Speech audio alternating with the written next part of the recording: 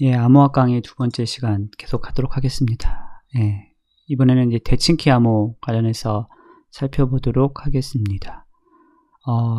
자세한 내용은 사실은 이제 암호학 시간에 여러분들이 다 수업을 들었으리라고 생각이 돼요. 그렇게 예상을 하고서 지금 진행을 하고 있는 거니까 각각의 알고리즘에 대해서 아주 구체적인 내용을 좀 학습을 해보고 싶다라고 하면 별도로 암호학 과목을 수강하시거나 또는 암호학 책을 사서 공부를 하실 필요가 있습니다. 우리는 지금 이렇게 시험을 대비해서 개론으로 이렇게 한번 쭉 한번 훑어보는 것이 목적이고, 그리고 사실은 이제 그 내용들을 암기하는 게 목적이기 때문에 그 암호 알고리즘 하나하나가 어떻게 동작하고 뭐 어떤 절차를 거치고 뭐 이런 것들을 자세하게 지금 설명하지는 않아요. 꼭 유의해 주시기 바래요. 자, 이 대칭키 암호 알고리즘이라고 하면 가장 특징이 되는 것은 암호화 때 사용하는 알고리즘과 복호화 때 사용하는 알고리즘이 있을 텐데, 그때 사용하는 키가 동일하다는 거죠. 그러니까 키를 하나를 가지고서 암호화 과정과 복호화 과정을 수행할 수 있다는 거예요. 그러면 이제 이 사이에 필요한 게 암호키 공유라는 개념이 필요해요. 자, 여기 이제 앨리스가 있어요. 여기 밥이 있어요. 자, 앨리스가 평문을 가지고서 이제 밥에게 암호문을 만들어서 지금 전송을 하고 싶은 거예요. 그러면 앨리스는 자신이 갖고 있는 이 키로 암호 알고리즘을, 여기서 얘기하는 대칭키 암호 알고리즘을 사용을 해서 암호문을 만들어냈어요. 그러면 이 암호문은 사실은 이 키에 대한 정보를 갖고 있지 않으면, 이 키를 갖고 있지 않으면 풀 수 없기 때문에 이 암호문은 암호문을 보내는 채널은 보안이 보장 안 돼도, 여기서 말하는 것처럼 인시큐어한 채널로 보내도 아무 문제가 없겠죠. 그래서 어떠한 채널을 통해서라도 뭐 그게 네트워크가 됐던 뭐 사람 인편을 통해서 됐든 보냈어요. 보내서 이제 밥이 이 암호문을 받았어요. 그러면 이제 밥은 암호문 갖고는 그 내용을 알 수 있는 게 아무것도 없으니까 복호화 과정을 거치려고 할 거 아니에요. 근데 복호화 과정에서는 얘가 지금 대칭키의 암호 알고리즘의 복호화 알고리즘이니까 뭐가 필요하냐면 앨리스가 이 당시에 썼던 이 키, 요 키가 밥에게도 있어야 된다는 거죠. 동일한 키가. 그래야지 요 암호문을 가지고서 복호화해서 평문을 밥이 계산해낼 수 있어요. 그러면 이제 문제가, 지금 앨리스랑 밥은 우리는 기본적으로 리모트하게 떨어져 있다는, 원거리에 있다고 지금 가정을 하는 거잖아요. 바로 내 옆에 앉아있으면 굳이 이거 이렇게 뭐 암호화해서 줄 필요 없이 그냥 아무도 모르게 슬쩍 줘버리면 되니까. 이게 지금 원거리예요. 그러면 그 원거리에 있는 밥에게만 이 앨리스가 키를 어떻게 전달해 줄 수 있느냐, 이 문제가 또 남는 거죠. 이게 지금 우리가 얘기하는 키 공유예요. 키 공유, 뭐 키 전송 이럴 텐데, 첫 번째는 두 가지 조건이 필요해요. 첫 번째는 밥에게 전달해야 돼요. 그런데 여기 두 번째 조건으로 밥에게만이 들어가야 돼요. 그러니까 밥 외에 다른 사람이 이 키를 갖게 되면 그 사람도 동일하게 이거를 복호해낼 수 있잖아요. 그거를 앨리스가 원하지 않을 거거든요. 그러니까 밥에게만 보낼 수 있는 방법이 필요하고, 그 방법을 우리는 시큐어 채널이라고 명명을 하는 거예요. 그게 이제 온라인일 수도 있고 오프라인일 수도 있는데, 뭐 예를 들면은 뭐 스마트 카드 같은 거 이렇게 해서 안전하게 전송해 준다라고 하면은 오프라인이 되는 거잖아요. 아니면 이제 요 온라인 채널인데 이 채널 자체가 암호화된 채널이다라고 하면 또 그것도 이제 시큐어한 채널이 될 수 있겠죠. 하여튼 이렇게 요 시큐어한 채널이라고 하는 키를 안전하게 전송할 수 있는 수단이 필요하다는 거를 유념해 주셔야만 돼요. 자, 대칭키를 이제 구성하기 위해서 치환, 전치, 블럭, 스트림 암호 뭐 이런 이제 기본적인 내용들에 대해서는 우리가 지난 시간에 벌써 한번 쭉 살펴봤었죠. 그럼 요거 이제 조금 더 실제로 이제 응용하는 것들을 한번 살펴보려고 해요. 그것을 위해서 첫 번째로 이제 암호 구조를 한번 봐야 되는데, 블럭 암호는 기본적으로 이런 특징이 있어요. 블럭 암호는 라운드 함수라는 이 라운드 함수를 여러 번 이렇게 거치게끔, 이렇게 여러 계층을, 라운드를 거치게끔 해요. 그러니까 이게 평문인 P가 들어가서, 1라운드 거치고, 2라운드 거치고, 3라운드 거치고, 쭉 몇 라운드 거쳐서 한번 16라운드도 거치고 이래가지고, 이 나온 최종 결과값이 사이퍼 텍스트가 되게, 이렇게 지금 운영을 하고 있거든요. 그런데 요 라운드를 떼서 생각하면, 이렇게 지금 전체 라운드를 거치는 게 아니라 요 한 라운드만을 생각하면 얘는 흔히 위크 라운드 펑션이에요. 얘는 보안성이 아주 강하지 않아요. 이 보안성이 강하지 않다는 거는 아웃풋 값을 가지고 인풋을 유추하는 게 그렇게까지 어렵지 않을 수 있다는 얘기예요. 그런데 이거를 여러 라운드를 이렇게 쭉 거치고 나면 이 결과값은 훨씬 더 이제 강력한 성격을 갖는 값을 도출해 준다는 의미예요. 지금 우리는 그래서 이렇게 약한 라운드 펑션을 굉장히 많은 수만큼 반복 적용시켜서 그 안전성을 확보할 수 있도록 구조를 잡고 있습니다. 이러한 구조에서 이제 사용하는 이런 것들이 유명한 게 이런 애들이 있어요. 파이스텔 구조, SPN 구조, 라임SA 구조 뭐 이렇게 있는데, 자 이제 초반에 나온 것들부터 시작해서 뭐 AES 같은 것에서 사용하는 구조들이 있는데, 여기서 이제 유념해야 되는 거는 첫 번째, 여러분이 그림으로 이게 무슨 구조이다, 그림으로 이게 무슨 구조이고 어떤 종류의 알고리즘이 이런 구조로 되어 있다 는 거를 그림을 보고서도 알 수 있어야 되니까, 이런 그림들 여기 나와 있는, 여기 지금 파이스텔, SPN 구조 뭐 이런 것들을 그림을 보고서도 알 수 있어야 돼요. 두 번째는 수식으로도 조금 알 필요가 있어요. 이 구조를 구성하고 있는 수식을. 이게 그림은 사실은 이제 많이 나와서 이 문제들이 어렵지 않은데, 이게 수식으로만 바꿔놔도 난이도가 확 높아지는 것 같더라고요. 지금 보니까. 사실 난이도는 높지 않은데, 이제 수험생들이나 이제 학생들이 생각할 때 갑자기 잘 안 접하다 보니까 이 수식으로만 표현을 해놔도 많이 틀리는 것 같아요. 그래서 이 두 가지 방식을 다 공부를 해 놓으실 필요가 있다. 자, 그럼 이제 수식으로 공부하는 건 어떻게 하냐면, 이제 뒷부분에도 수식으로 이렇게 표현된 것들을 공부해야 되고 암기해야 되는 것들이 꽤 많아요, 생각보다. 자, 이게 지금 파이스텔 구조예요. 파이스텔 구조는 기본적으로 EM 비트 인풋이 들어가면 이게 한 블럭이죠. 한 블럭의 크기고, 요게 한 라운드예요. 그러니까 이 데스 같은 경우는 이거를 16번 반복하잖아요.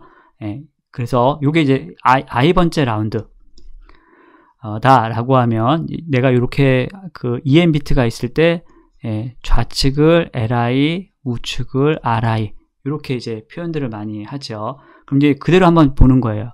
자, 요 라운드 펑션으로 들어가면 우측에 ri가 들어가면 걔가 여기 라운드 펑션 쪽으로 들어가는구나. 뭐랑? 라운드 키랑. 그럼 요건 이렇게 표현할 수 있겠죠. 요 결과값은 f의 ri, ki, 뭐 두 개 바꿔도 되고요. 이런 식으로 가면 여기 결과값이 지금 이렇게 나올 거예요. 자, 얘랑 이쪽에서 지금 들어오는 거는 이거 li잖아요. li가 x화 돼서 어디로 가냐면 다음 라운드의 우측 반비트가 되는 거죠. 여기에 지금 뭐가 들어가는 거냐면 li, f에 바꿔놓을게요. 원래 쓰는 걸로 ki, ri 이렇게 들어가거든요. 그러면은 요게 이제 반으로 봤을 때 이게 그 다음 라운드니까 i 플러스 1라운드잖아요. i 플러스 1라운드의 우측 값, 그 다음에 요게 i 플러스 1라운드의 좌측 값이라고 하면, 이 우측 값은 뭐하고 같은 거예요? 이거랑 같은 거죠. 표현식으로 본다고 하면. 그러니까 우측 값이 r의 i 플러스 1은 l의 i의 xy의 f의 ki의 그 다음에 ri, 이렇게 표현이 되는 거예요. 반면에 여기 li 플러스 1 같은 경우를 이거 보시면 얘가 쭉 와서 1루도 들어가지만 이게 쭉 흘러나오죠. 나와서 이렇게 들어오거든요. 그러니까 이거 같은 경우는 L의 I 플러스 1은 R의 I 이렇게 표현되는 거죠. 예를 들어 수식을 이렇게 주고 이게 무슨 구조냐 예를 들면 이렇게 물어보는 거죠. 예, 이렇게 물어봤을 때 이게 I번째 라운드인데 이렇게 되어 있다 라고 하면 이게 파이스텔 구조다 라고 알 수 있는지, 또는 다음 수식 중에서 파이스텔 구조를 나타내는 I번째 라운드의 파이스텔 구조를 나타내는 수식으로 올바른 것은 이렇게 나오고 이제 이런 수식을 섞어 놓는 거죠. 그러면 갑자기 난이도가 확 높아져요. 사실은 문제가. 예. 이거는 이제 잘 따져보지, 외우고서 잘 따져보지 않으면 많이 틀릴 수 있는 문제가 돼버려요. 그래서 이런 것도 이제 좀 연습을 좀 해놓으시면 좋을 것 같고요. 자, SPN 구조 같은 경우에는 여기 EM 비트가 들어가서 서브스티션 박스랑 퍼뮤테이션 박스 지내서 그 다음에 라운드 키 추가되는 부분 한 다음에 그 다음 라운드로 넘어가는 거예요.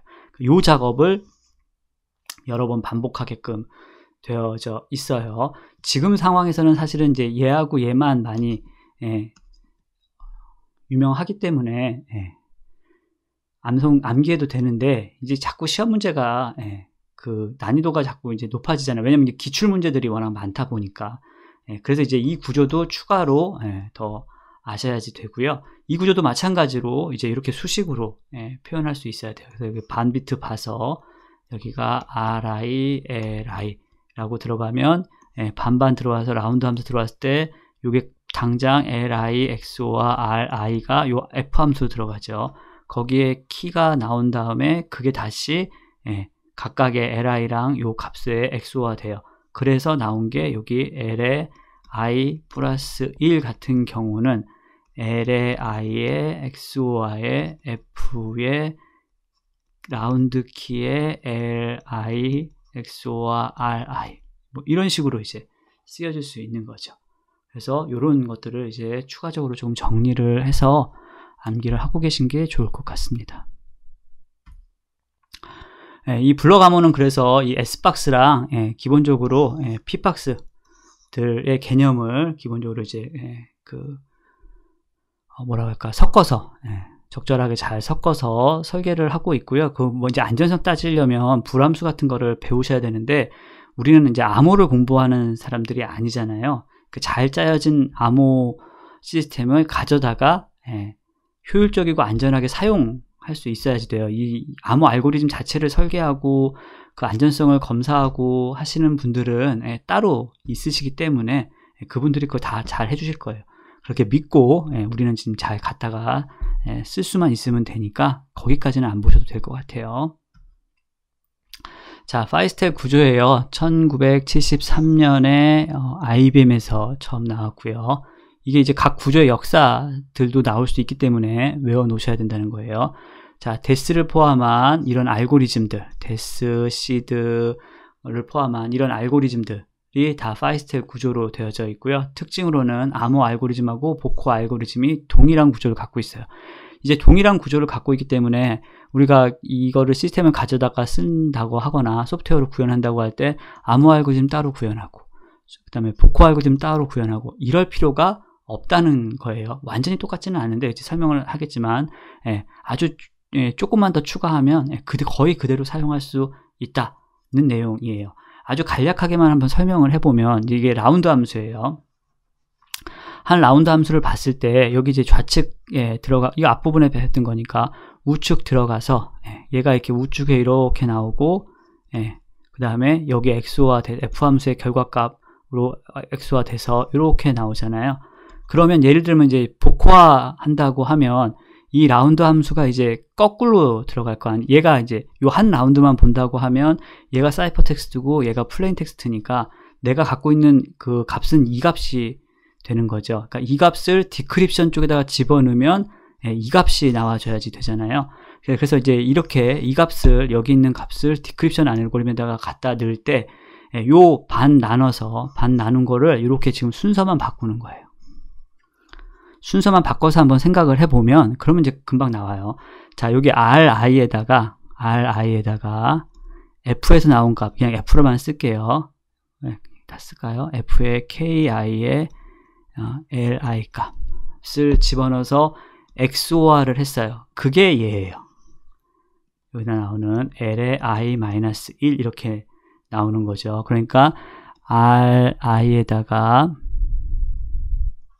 f의 ki, li를 하면 L의 i-1 이렇게 나왔어요. 그런데 우리가 인크립션을 할 때 어떤 수식을 썼냐면 이 ri는 L의 i-1의 XOR의 f의 여기 지금 여기 ri-1의 여기 순서 바꿨는데 그냥 바꿨다고 해주세요. 이렇게 하고요. 자, 이렇게 되어져 있는데 요거 조금만 더 이제 손을 보면 자, 여기 지금 여기 ri-1이라는 거는 얘가 이렇게 해서 지금 일로 바로 들어가잖아요. 그러니까 이 li랑 ri-1이 같거든요. 그러니까 여기 li-1 XOR의 f의 li, ki는 같은 거죠. 그렇죠? 그럼 이제 양쪽에다가 예를 들면은 뭐 할까요? ri를 같은 값이니까 양쪽에다가 li XOR 시키고 ri XOR 시키면 양쪽에 여기다가 ri XOR 시키면 0 나오고 이쪽에다가 그렇게 되면 이제 이렇게 되는 거죠. 여기다가 양쪽에다가 ri XOR 한번 시키고 L의 i-1 XOR을 얘를 여기다가 X 한번 시키고 여기다가 한번 시키는 거죠. 그러면 요 값 나오죠. 무슨 의미인지 아시겠죠? 그래서 지금 보시면 요 결과값을 이렇게 도출해낼 수 있다는 거 알 수 있는데 지금 보면은 이 구조랑 이 구조랑이 똑같아요. 그래서 여기서 보는 것처럼 동일한 구조를 가지고서도 사용을 할 수 있다. 이렇게 설명이 돼요. 그래서 이게 이제 큰 장점 중에 하나라고 할 수 있겠죠. 자, SPN 구조 같은 경우에는 뭐 마찬가지로 S박스랑 P박스 같은 것들을 이용을 해서 컴퓨전과 디퓨전을 만족시킨다. 이런 것들이 지금 병렬 요소가 워낙 많기 때문에 병렬 처리가 가능하다라고 설명을 하고 있어요. 뭐 계속 얘기하지만은 알고리즘 자체를 구체적으로 지금 설명을 하지 않기 때문에 왜 그런지 뭐 이런 것들은 나중에 더 필요하시면 요 파이스텔 SPN 구조에 있는 AS 같은 거를 보시면 돼요. 대신 얘는 복호화시 별도의 복호화 알고리즘이 필요해요. 그러니까 파이스텔 구조는 암호화 알고리즘 가지고서 거의 똑같이 해서 지금 복호화 알고리즘을 사용할 수 있었잖아요. 그 인풋만 순서 바꿔주는 거 하나만 더 들어갔으면 되니까. 근데 얘는 복호화 알고리즘을 따로 만들어줘야 돼요. 여기 지금 보시면 알겠지만 이렇게 암호화 됐으면 거꾸로 가면 이렇게 가야 되거든요. 그러면 지금 이 라운드가 여기 지금 들어가는 이 순서가 바뀌게끔 처리가 돼야 되기 때문에 지금 복호화 때 새로운 알고리즘이 필요해요. 뭐 지금 AES나 아리아나 이런 것들이 다 여기에 지금 포함되는 알고리즘이다. 이렇게 기억하고 계시면 됩니다. 자, 스트림 암호예요. 스트림 암호 같은 경우는 우리가 앞부분에 뭐라고 생각했냐면 키 스트림이 있고 그 다음에 플레인 텍스트 스트림이 있으면 얘가 궁극적으로 이렇게 XOR해서 사이퍼 텍스트를 만들어내는 것을 우리가 스트림 암호다 라고 했잖아요. 그래서 이 키 스트림이 중요해요. 키 스트림이 얘가 예측 불가능한 난수 성격을 갖는 키 스트림을 만들어내고 그랬을 때 얘가 이제 이 플레인 텍스트랑 XOR 돼서 그 사이퍼 텍스트를 만들게 되는 거고 이 사이퍼 텍스트가 들어갔을 때 이게 같은 값을 XOR 하면은 그러니까 P에다가 키를 XOR 했는데 여기다가 다시 키를 XOR 하면 P가 나오는 거잖아요. 얘가 C니까 지금. 그러니까 이게 지금 C에다가 K를 XOR 하면 P가 나오게끔 되어져 있는 거예요. 그래서 이제 여기서 나오는 이 키 스트림하고 동일한 키 스트림을 발생하는 이 제너레이터에서 제너레이터를 구동시켜서 동일한 값으로 이렇게 발생시켜 준 것을 XOR 하면 플레인 텍스트를 만들어낼 수 있는 암호 기법들이에요. 자, 이제 조금 이제 외워 놓으셔야 되는 것들 중에 하나가 그 스트림 암호에는 동기식과 비동기식이라는 분류가 있어요. 이 동기식과 비동기식은, 동기식이라는 거는 뭐냐면 키 스트림이 평문, 암호 또는 암호 스트림과 독립적으로 운영이 되는 거예요. 그러니까 별도의 키 제너레이터가 있는 거예요. 뭐 종류로는 원타임 패드, 여기서 나오는 LFSR, 주로 이게 지금 피드백 시프트 레지스터라고 하는 이 LFSR로 이 키 제너레이터를 지금 구성을 한 거예요. 여기 이제 어차피 지금 암호화된 상태이기 때문에 여기는 인시큐어한 걸로 보내도 되는데, 그러면 이제 여기 송신자랑 수신자가 이 키 제너레이터를 동일한 거를 갖고 있어야지 되는 거죠. 여기 이제 키 제너레이터에 대한 정보를 주고받는 것들이 아니기 때문에, 물론 이 키 제너레이터를 구동하기 위해서 맨 처음에 시드값 같은 거는 공유를 해야지 돼요. 맨 처음 들어가는 초기값 같은 것들은 공유를 할 수밖에 없는데, 그거를 제외하고는 공유되는 값이 없다, 이렇게 지금 생각을 하고 계세요. 그래서 이 평문이랑 암호문의 값, 그러니까 요 지금 PI, CI 이런 값들이 여기서 제너레이트 되는 KI에 아무 영향을 미치지 않는, 그래서 지금 얘하고 얘는 동기를 맞춰줘야지 되는 상황인 거예요. 자, 요런 것이 이제 동기식 스트림 암호다 라고 하는 반면에, 비동기식 암호 스트림 같은 경우는 키 스트림의 각 비트가 이전 평문이나 암호문에 종속적으로 생성이 되는, 이 종속적이라는 게 뭐냐면, 이 키 제너레이터가 이렇게 있으면 여기서 지금 이렇게 뭐 평문도 들어가고 암호문도 이렇게 나올 거 아니에요. 그러면 여기 나온 이 값들이 어떤 형태로든 여기에 영향을 미치고 있는 거예요. 둘 중에 하나가. 같이 영향을 미치는 경우는 거의 없고요. 얘가 영향을 미치든가 또는 얘가 영향을 미치는 거예요. 그렇게 되면 실제로는 이제 여기 초기값 이후에는 그러니까 플레인 텍스트, 평문 스트림과 이 암호문 스트림이 요게 이렇게 지금 구동시키는데 값을 제공을 해주고 있기 때문에, 뭐 별도로 얘네들이 지금 이 평문에 있는 순서 또는 암호문에 있는 순서, 이런 것들을 잘 맞춰서 할 이유들이 별로 없어 보여요.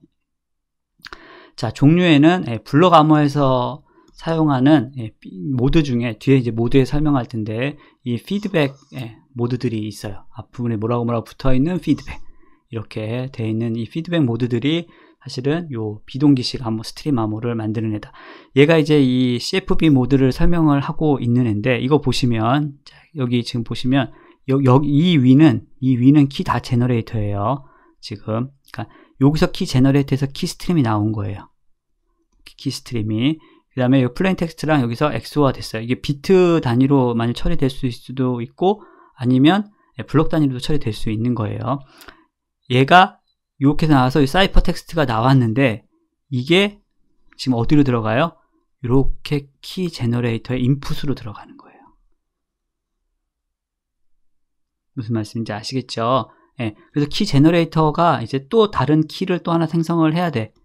이게 지금 그 평문이 기니까, 지금 예를 들면 여기 지금 몇 바이트일까요? 이게 뭐 그냥 10바이트라고 할게요. 10바이트 이제 엑소에서 저기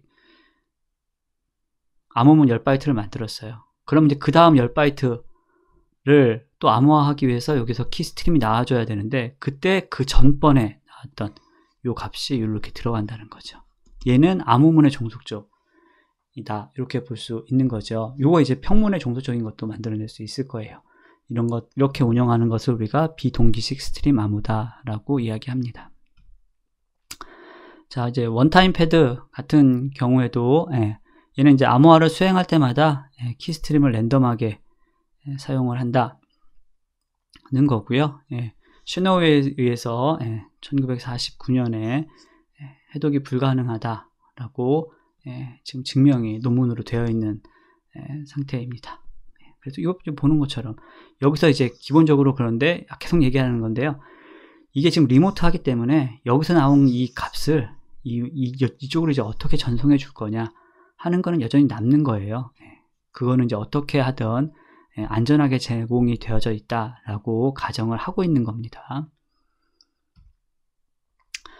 자, 스트림 암호 방식 중에서 이제 우리가 꼭 알아야 되는 게 이 shift register, 피드백 shift register예요. 이제 뒷부분에 가면 이제 실제로 제 중요한 거는 LFSR이 더 중요한데, 예, 요거를 이제 하기 위해서 이제 FSR부터 설명을 하면, 예, shift register와 귀환 함수로 구현되어져 있는 암호, 스트림 암호이고요. 하드웨어 구현이 되게 용이한 것으로 알려져 있어요.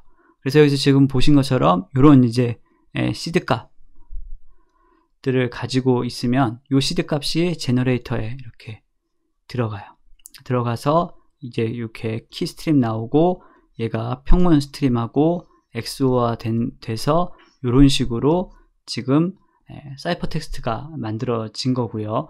그러면은 이 시드 값을 안전하게 다시 상대방한테 전송을 하면 제너레이터에서 동일하게 키 스트림을 발생을 시켜가지고 플레인 텍스트를 만들 수 있는 이런 구조로 되어져 있습니다.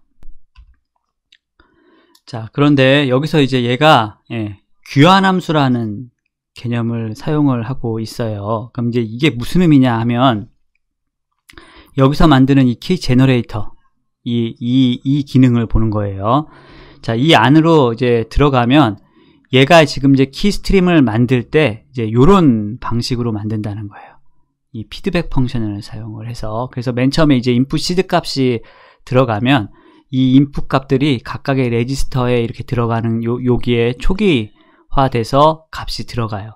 그러면 이제 이 초기화된 값을 가지고서 이 피드백 함수라고 하는 이 함수가 이제 구동이 되는 거죠. 그래서 결과가 나와요. 결과가 나오면 그 결과 값이 이렇게 각 레지스터에 입력이 되는데, 이게 여기 기존에 있었던 값이 있을 거 아니에요. 그럼 얘가 입력이 되면 이 값이 사라지잖아요. 그러니까 그렇게 사라지기 전에 이렇게 쉬프트 시키는 거예요. 레지스터 값들을 이렇게 레지스터가 이렇게 쭉 이렇게 있으면 이 값이 이렇게 쉬프트 되는 거예요. 그럼 이제 여기 있는 값은 그럼 어떻게 되냐? 얘가 출력이 되는 거예요. 아웃풋으로. 그러니까 여기 아웃풋이 출력되고 얘가 일로 쉬프트 되고 돼서 얘가 쉬프트 되고 여기가 비면 여기 있는 값이 여기가 이렇게 와서 채워주는 거예요. 그러면 다시 이 값들이 여기 이 함수의 입력 값으로 들어가서 또 다시 새로운 x가 생성이 되고, 그러면은 또 여기에 있는 값이 출력이 된 다음에 쉬프트 되고 이 값이 다시 여기를 채워주고 이런 식으로 구동이 되는 거예요. 그래서 지금 쉬프트 그 다음에 귀환 함수로 구성이 되어져 있다, 이렇게 이름이 붙여진 거예요. 그 중에 이제 선형 귀환 쉬프트 레지스터라고 하는 알고리즘이 있는데, 요거는 이제 선형 귀환이 요 피드백 함수가 선형으로 구성되어져 있는 거예요. 그래서 요런 식으로 여기 레지스터 값이 들어가는 요 변수가 이렇게 들어가는 값들이 있고, 이것이 지금 이렇게 선형 연산을 통해서 구성이 되는 거예요. 그러니까 다 똑같잖아요. 지금 아까 f 함수가 구체적으로 이렇게 생긴 f 함수를 쓰겠다는 거예요. 요게 이제 선형성을 갖고 있는 거고요. 이게 지금 이제 하드웨어로 구현이 굉장히 용이해요. 그리고 실제로도 이제 이거는 수학적으로 이제 분석하기도 되게 쉬워요. 그런데 요게 이제 하나의 문제가 뭐냐면 이 선형성 때문에 몇 가지 이제 공격할 수 있는 방법들이 존재한다라는 문제점들이 있어요. 그래서 얘를 이제 이 선형성을 조금 더 안전하게 하기 위해서 이 비선형 귀환 함수라고 해서 비선형 결합 함수를 추가로 거기다가 구현한 거예요. 그래서 여기 선형성에 있는 LFSR 여러 개의 이렇게 결과값들이 나오면 얘도 지금 선형성 갖고 있거든요. 여기도 선형성이 있어요. 여기도 선형성이 있어요. 얘를 가지고 비선형 결합 함수를 통과시키면 그 선형성이 현저히 감소되는 결과값이 나오게 되고, 그럴 때 이 결과값으로 키스트림을 사용을 하겠다는 내용이에요. 지금 여기 LFSR의 요런 선형 귀환 함수, 요게 예를 들면 저기 프리미티브 함수를 한글로 뭐라고 하더라.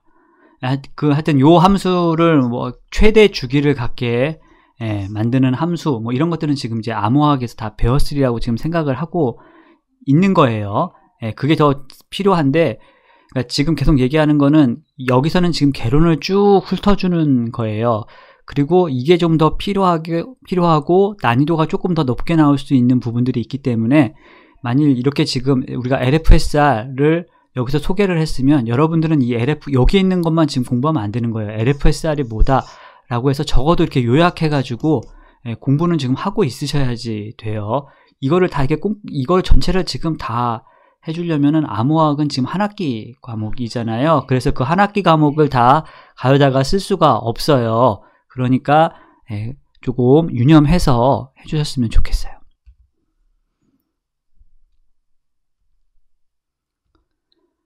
자, 데스에 대해서 잠깐 더 살펴보면, 데스는 1973년도에 만들어졌고요. 뭐 대충 길이는 이렇게 되어 있죠. 평문 길이 64비트, 키 길이 56비트, 그리고 이 56비트를 사용해서 라운드에서 사용하는 48비트의 라운드 키를 사용을 하고요. 두 개의 핏박스를 가지고 있고 16라운드를 거치는 파이스텔 구조 함수로 구성이 되어져 있습니다. 이 숫자 지금 다 구분해서 외우셔야지 돼요. 각각의 라운드에 들어가는 뭐 키 비트 수 뭐 이런 것들도 각각을 다 지금 암기하셔야지 되고요. 자, 여기 말씀드린 것처럼 여기 64비트 들어가면 반반 쪽에서 32비트 이렇게 들어가고, 요게 지금 이제 우리가 얘기하는 그 F 함수예요. 이 F 함수의 라운드 키는 전체 지금 56비트 중에서 48비트가 라운드 키로 이렇게 들어가는 거예요. 그러니까 매번 라운드마다 요거 지금 키 제너레이션 되는 거는 또 따로 있는 거예요. 생성하는 게. 그리고 이제 요 박스 안에, 요 F 함수 안에 들어가면 P박스 한번 거치고 32비트 들어가서 P박스 거쳐가지고 48비트가 되는 거예요. 요게 지금 이제 확장된 거고요. 그러면은 요게 지금 키가 48비트 들어가니까 그 48비트랑 여기서 P박스 거친 48비트가 XOR가 되고, 걔가 8개의 S박스 이렇게 나눠서 입력값으로 들어가고, 이 S박스를 48비트가 8개 S박스에 나눠서 들어간 다음에 그게 이제 통과돼서 최종 나오면 그게 32비트가 되고, 다시 P박스 한번 거쳐서 나온 이 값이 32비트가 여기서 나오는 값인 거예요. 그러면 걔가 여기서 나온 거랑 XOR가 돼가지고 이렇게 오른쪽 다음 라운드로 들어가게끔 되어져 있습니다. 말씀드린 대로 일단 이 나오는 그 수 이런 것들은 기본적으로 다 외우고 계셔야지 돼요. 뭐 데스의 구조는 뭐 이렇게 되어져 있고요. 지금 보신 것처럼 뭐 C코드 같은 경우도 기본적으로 지금 제공이 되어져 있어서 만약 구현 쪽 관심 있으시고 그런 분들은 이런 소스 좀 보시면 사실은 실력에 많이 도움이 돼요. 왜냐면 되게 정교하게 비트 연산들을 하고 있기 때문에 도움이 되실 거라고 생각이 됩니다. 자, 기본적으로 지금 데스 같은 경우에는 이게 문제가 뭐냐면 이게 그 현재 있는 이 컴퓨터 계산 능력에 비해서 상대적으로 키수가 작아요. 56비트라는 키수가 작아서 이게 이제 뭐 전수 검사도 가능할 것 같다 뭐 이런 얘기가 나오는데, 그전에는 이제 이게 지금 56비트 키도 충분하다고 했을 때에도 이 DC라고 하는 거랑 LC라는 공격 방법들이 나와져 있었어요. 그래서 이제 이러한 공격 방법들을 통해서 예를 들면 전체 56비트를 다 알아내는 게 아니에요. 이 중에 예를 들면은 한 4비트, 뭐 5비트, 이런 것들을 추론을 하는 거예요. 그러면 이제 나머지 것들은 전수 검사를 하는 거죠. 이 비트, 여기에서 몇 비트를 이렇게 추론을 의미가 같게, 그러니까 확률이 좀 높게 추론을 하는 거기 때문에 뭐 이런 식으로 해가지고 이제 이런 것들을 추론하는 방법들로 DC, LC가 있었다. 이 정도만 알고 계세요. 이거 지금 불함수 관련된 것들도 다 공부를 하셔야 되기 때문에 이 내용을 학부 수준에서도 그렇고 여러분들이 이제 기사 자격증을 준비한다고 해도 이 구체적인 내용을 물어보는 거는 아마 앞으로도 거의 안 나올 거라고 생각을 해요. 거의 불가능해요. 자, 대신 이제 이게 키가 작기 때문에 안전하지 않아서 나온 방안 중에 하나가 이 트리플 데스라는 3중 데스예요. 여기는 56비트 키 2개를 사용해요. 그러면은 이게 112비트가 되겠네요. 그러니까 일단 키 길이가 길어지잖아요. 그래서 요 키 길이를 이제 긴 키를 사용할 수 있는 것처럼 확장한다 이렇게 보시면 되고요. 자, 요거 같은 경우는 이제 주의하셔야 되는 게 어떻게 들어가냐면 암호키, 암호화, 복호화, 암호화. 이게 지금 데스예요. 데스 암호화 알고리즘, 데스 복호화 알고리즘, 그 다음에 데스 암호화 알고리즘 이렇게 지금 사용한다 이렇게 보시면 돼요. 그래서 이런 식으로 구성이 되어져 있다. 요것도 이제 수식으로 외워두셔야지 됩니다. 예, 암복암이에요. 자, AES 같은 경우에는 데스를 대체하기 위해서 만들어졌고요. 말씀드린 대로 암호 알고리즘은 이제 우리는 기밀이 아니에요. 그래서 공개적으로 다 배포되어져 있고요. 누구나 자유롭게 이용할 수 있고 트리플 데스보다 안전해야 된다는 안전하고 효율적으로 구현 가능해야 된다는 게 처음부터 요구사항이었어요. 키 사이즈는 데스가 하나인 거에 비해서 지금 128, 192, 500, 256 비트 중에 선택적으로 우리가 운영할 수 있게끔 제공되어지고 있습니다. 마찬가지로 이렇게 각 라운드마다 사용하는 키 길이들도 다 다르기 때문에 요 박스 전체 다 외우시고 계셔야 되고요. SPN 구조로 되어져 있다. 말씀드린 대로 이거 이제 구체적으로 더 이제 보고 알고 싶으시면 여기서 보시면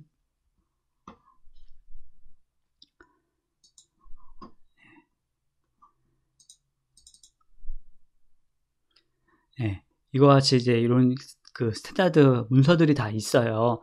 그래서 암호학 책을 보셔도 좋고 이런 문서들을 가지고서 한 번씩 공부해 보시는 것도 좋을 거라고 생각이 됩니다.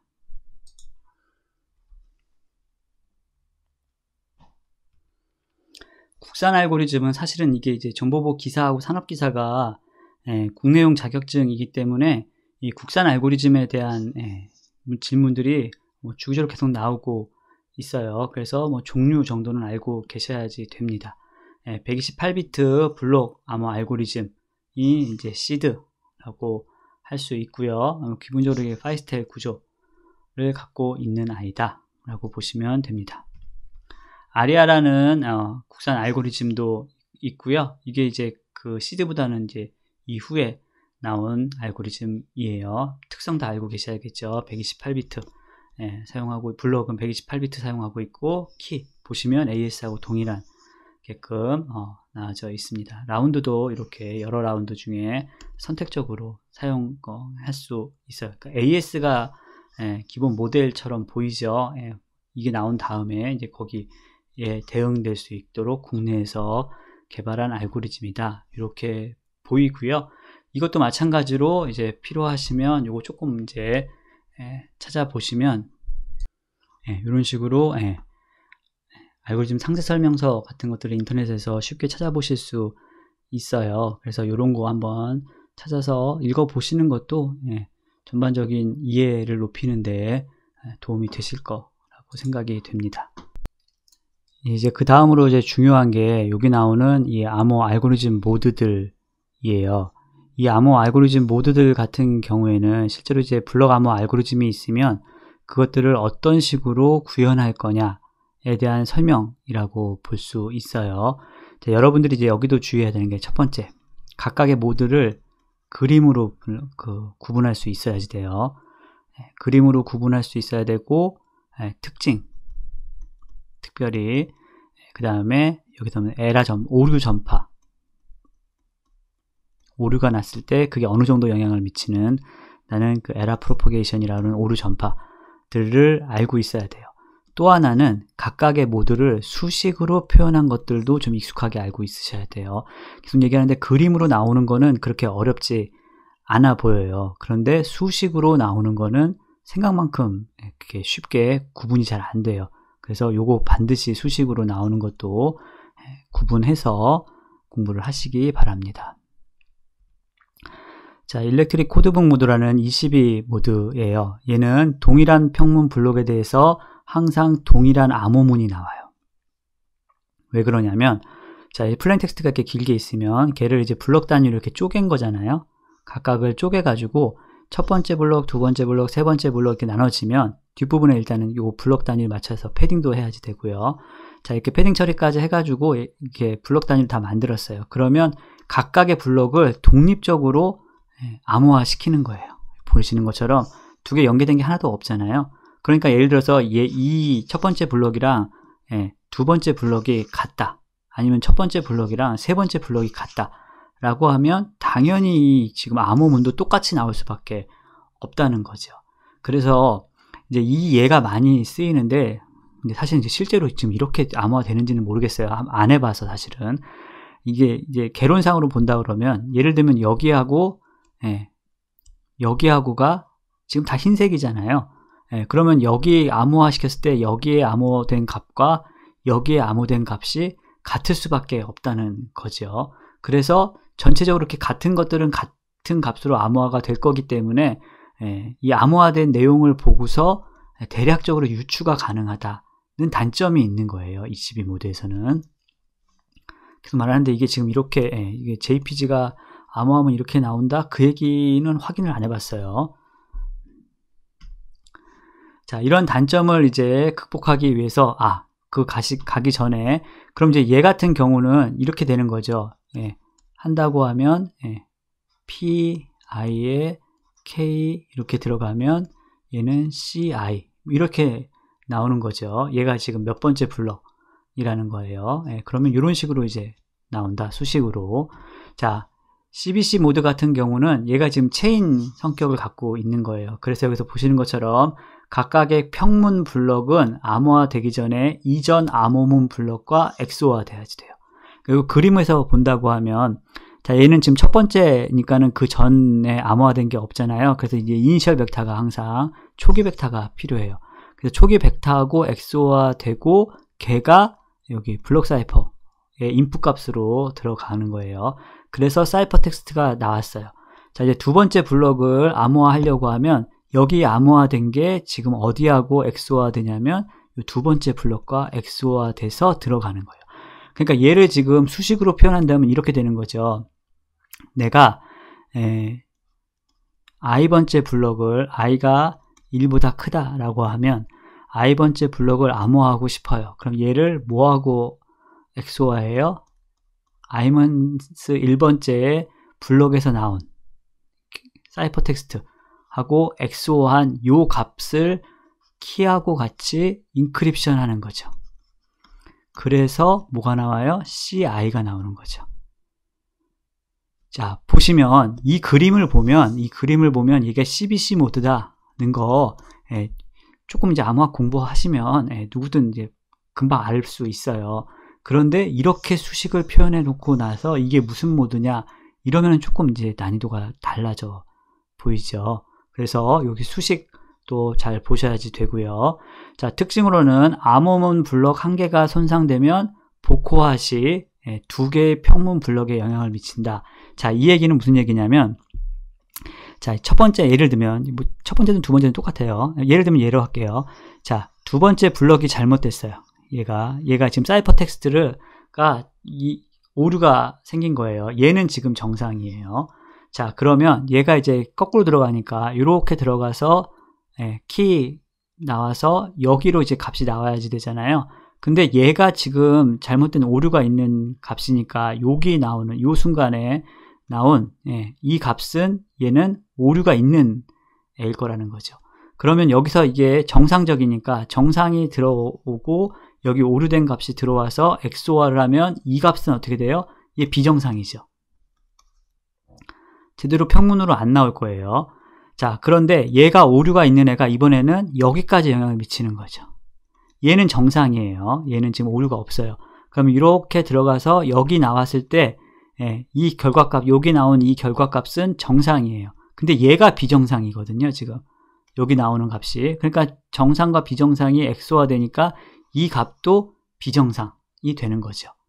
그래서 얘가 하나 오류가 생기면 이 같은 번째에 있는 플레인 텍스트랑 그 다음 번째 블럭을 복호할 수가 없어요. 그런데 이제 그 다음에는 또 괜찮아요. 왜냐면 얘가 정상이니까 얘가 이렇게 가서 네 번째 블럭, 네 번째 블럭이 이렇게 이게 네 번째예요. 걔가 인크립션 들어가고 키 들어가고 이렇게 XOR가 되는데 얘도 정상이고 얘도 정상인 거잖아요. 그러니까는 당연히 여기 나오는 이 값도 정상적인 값으로 복화가 되겠죠. 그래서 네 번째 블록부터는 또 괜찮아지는 거예요. 그래서 복화 시 오류 전파 현상이 2개 정도의 평문에 손상을 입힌다. 이렇게 해석을 하는 겁니다. 자, 피드백 모드 같은 경우는 여기 스트림 암호 구현에 사용되어지는 거예요. 자, 여기도 마찬가지로 이니셜 벡터 필요하고요. 여기서 지금 보시면 지금 피드백 되는 게 어떤 값인가를 보면 여기서 보면 사이퍼 피드백이에요. 그게 무슨 얘기냐면 이 사이퍼 텍스트가 피드백 된다는 얘기예요. 그래서 여기 키 제너레이션 함수로 들어가는 여기 지금 여기 키 제너레이션 함수가 나오고 여기에 플레인 텍스트하고 XOR 해서 사이퍼 텍스트를 만드니까는 스트림 암호잖아요. 그러면 블록 사이퍼가 어디 들어가냐? 요 키 제너레이터에 들어가는 거예요. 키 제너레이터를 만들 때 블록 사이퍼를 사용해서 만들겠다는 거예요. 그럼 이제 블록 사이퍼에 들어가는 인풋 값은 얘가 원래는 이제 요걸 블록 사이퍼로 본다 그러면 얘가 지금 평문처럼 보이는 거잖아요. 평문에 들어가는 값에다가 이니셜 벡터 집어넣고 키 집어넣은 다음에 그럼 이제 값이 나오겠죠. 그 값을 키로 사용을 해서 XOR 시키는 거예요. 플레인 텍스트라. 그래서 사이퍼 텍스트 만드는 거고요. 그 결과값이 그 다음번 그 평문을 암호화할 때 여기 인풋 값으로 들어가는 거예요. 무슨 의미인지 아시겠죠? 이런 식으로 이제 반복해서 구현을 하는 거다. 자, 필요한 거는 여기 마찬가지로 복화 시 오류가 발생을 했다라고 하면 암호문 한 블럭이 복화되면 복화에 손상이 돼서 암호문 하나가 그 손상이 되면 해당 평문과 그 다음 평문 이 2개에 영향을 미쳐요. 한번 볼게요. 여기도 자, 얘가 지금 잘못된 거예요. 얘가 오류가 있어요. 그러면은 지금 여기 나온 거 보면 키 제너레이터에서 뭐가 나오겠죠. 이거는 지금 오류가 없으니까는 정상적인 값이 나올 거예요. 근데 얘가 비정상이죠. 그러니까 이렇게 XOR 시키면 얘 비정상이에요. 지금 얘 비정상이고 얘가 지금 오류가 있는 값이 여기 인풋으로 들어가요. 그럼 여기 나오는 이 값이 여기서 나온 값하고는 다를 거라는 거잖아요. 왜냐면 지금 이 값하고 이 값이 다르니까. 그러면 여기가 지금 잘못된 거예요. 얘는 지금 정상이에요. 그러면은 지금 비정상이랑 정상이랑 이렇게 XOR 되니까 얘가 또 잘못되죠. 얘 잘못돼서 제대로 평문으로 복화가 안 된 거예요. 얘 정상이니까 그 다음부터 들어가면 이 값이랑 같겠죠. 그리고 얘도 지금 정상이니까 정상이랑 XOR 되니까 얘도 정상으로 복화가 될 거예요. 그래서 사이퍼 텍스트 하나가 문제가 생기면 해당과 그 다음번에 나오는 평문이 정상적으로 복화되지 않는다. 이렇게 이해하시면 됩니다. 자, 이제 이거 같은 경우도 이제 수식으로 만들어 봐야죠. 인크립션 되는 거는 여기 지금 PI를 인크립션을 하려고 해요. 해서 CI를 만들어내려고 하면 얘는 지금 XOR 돼야 되는 거잖아요. 이렇게 XOR 돼야 된다고요. 그런데 얘가 뭐랑 인크립션을 거기 블록 사이퍼에 들어가냐면 키랑 그 다음에 여기 들어가는 게 이 전 번째 사이퍼 텍스트잖아요. 그러니까 여기 뭐가 들어가야 돼요? C에 I-1 이렇게 들어가는 거죠. 요게 CFB 모드에 인크립션 하는 방법이에요. 계속 얘기하는데 이게 수식으로만 보면 굉장히 어려워져요. 그러니까 잘 구분해서 기억을 하시기 바랍니다. 자, OFB 모드 같은 경우는 여기 보시는 것처럼 아웃팩 피드백이에요. 사이퍼가 아니라 이 아웃풋은 어디에 아웃풋이냐면 키 제너레이터의 아웃풋이에요. 여기서 보시는 것처럼 키 제너레이터 나온 거에 아까는 여기서 갔잖아요. 키 제너레이터에서 나온 거 그대로 이렇게 집어넣겠다는 거예요. 그렇기 때문에 이거는 이제 앞부분하고 다 비슷비슷한데 하나의 특징은 뭐냐면 오류 전파 영향을 피할 수 있어요. 그러니까 예를 들어서 얘가 지금 잘못됐다라고 해도 그러니까 얘가 잘못되면 얘는 무조건 잘못돼요. 그런데 그러니까 하나가 데이터가 잘못되면 해당되는 데이터는 무조건 잘못돼요. 그런데 그 이후에 몇 개나 더 영향을 미치느냐인데 여기서는 지금 피드백 가는 게 얘하고 상관이 없잖아요. 여기 피드백 가는 거는 이전에 피드백이 가버리니까, 예, 그래서 이렇게 피드백 가니까 여기 나온 값과 여기 나온 값은 같을 거라는 거죠. 네, 그래서 크게 문제가 없다. 이렇게 보시면 됩니다. 이것도 이제 뭐 해본다고 하면, 예, 해본다고 하면 얘는 지금 이제 키 값으로 표현을 해야죠. 인크립션에, 예, 예를 들면 IV, 예, 들어간 거, 이게 예를 들면은 이런 식으로 해서 몇 번, 예, 얘를 지금 계속 돈 거니까, 예, 그러니까 예를 들면 2의 IV에 얘가 여기 나오는 값이거든요. 예, 그 다음에 이걸 다시 이렇게 하면 여기 나오는 값이죠. 예, 무슨 얘기인지 아시겠죠? 그러니까 P에 예를 들면 3에서, 예, C에 3을 내고 싶으면 XOR에 2에 예, IV 이런 식으로 될 거라는 거죠. 수식이. 그래서 좀 구분을 해 보실 필요가 있습니다. 자, CTR 모드 같은 경우에는 피드백이 존재하지 않아요. 대신 이 키 제너레이터에 들어가는 값은, 이 들어가는 인풋 값은 달라야지 되잖아요. 그 다른 것을 요 카운터 값을 바꾸면서, 요 앞에는 넌스예요. 예, 넌스 값이고요. 넌스 값에다가 0, 1, 2, 3, 4 이렇게 카운터 값을 바꿔가면 여기 인풋 값이 달라지죠. 예, 이렇게 인풋 값을 다르게 해서 키 제너레이터 나오는 값들을 다르게, 예, 만들어 주겠다는 거예요. 마찬가지로 이거 지금 피드백 되는 거 아예 없으니까 에러 프로퍼게이션 생각 안 해도 되겠죠. 예, 말씀드린 것처럼 지금 전체적으로 암호학의 아주 그 디테일한 부분까지는 설명을 못 드려요. 여러분들이 더 추가로 반드시 공부 더 하셔서 정리를 조금 하실 필요가 있습니다. 수고하셨습니다.